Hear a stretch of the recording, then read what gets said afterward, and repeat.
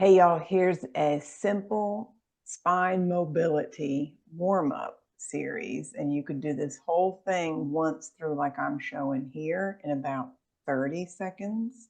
I'm going to talk you through a little bit longer version, but this is a quick preview.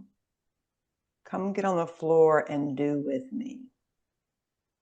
So we're starting with this angry cat. I'm pushing the ground away, trying to round my whole spine. And then I let my chest fall. I let my belly relax.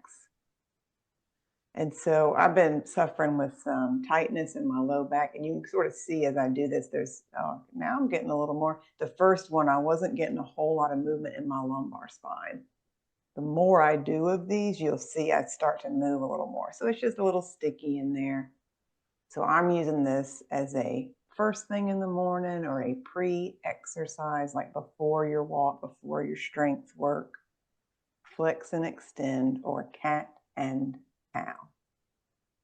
I'm trying to get my whole spine to move, not just my neck, not just my tail. Yep, there I'm starting to get, now you can look at my back and see I'm starting to get a little more lumbar flexion. Now we're going through extension. So now the back side of me shortening, front side lengthening. So as you do these exercises, just notice what feels like it's moving, what feels sticky, where can you breathe, how can you relax, how can you get a little more movement without pain, pain-free movement. Okay, now we're moving on to our side bend. So look for those wrinkles in my shirt. I'm looking over my left shoulder to try to see my left hip.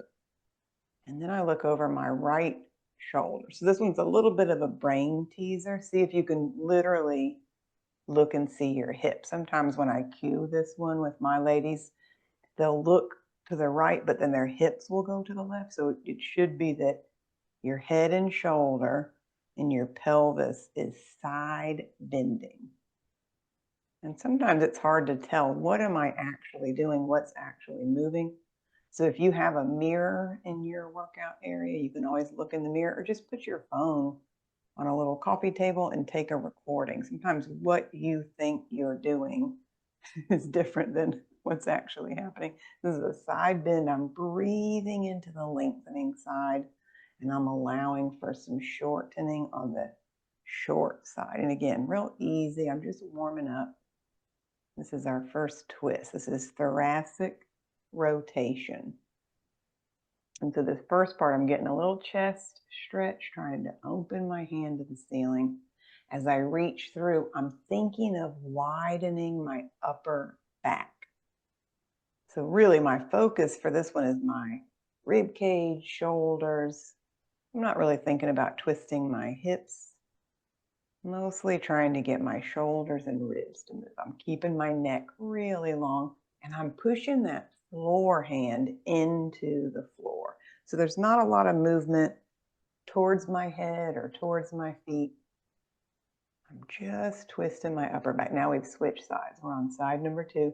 Another good chance to compare left and right sides. Is one side easier to twist and rotate? What does that feel like to stretch your upper back and then to stretch your chest?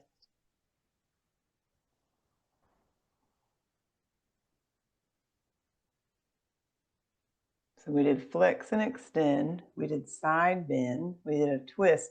I'm capping this off with bird dog, which is a stability exercise.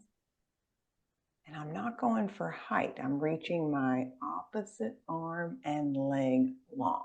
So left arm and right leg stretch, hold, and then right arm and left leg stretch and hold. And there's a lot happening. It doesn't look like much is happening, but my tummy muscles are working. I'm actively pushing that floor hand into the floor. I'm pushing the top of my head out. I'm straightening my back knee. So this whole thing, less than 10 minutes, maybe 6, 7 minutes to do this whole warm up. If you did this with me, send me a message and let me know. Were these easy? Are these exercises that are familiar to you? And if you want to meet with us live, I've got 4 Zoom classes a week, and the full schedule is on my website, fluidportland.com.